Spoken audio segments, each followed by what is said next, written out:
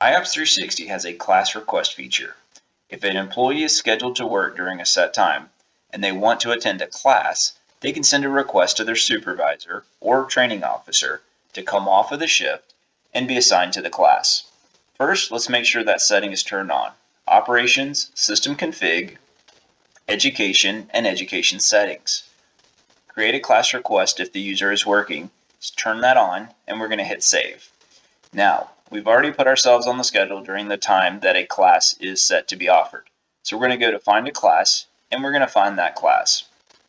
Now, when the employee clicks Sign Me Up for the class, they're not going to get the standard Sign Me Up button, but they're going to do the class request.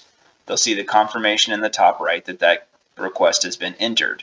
They can cancel that request at any time as long as it hasn't already been approved.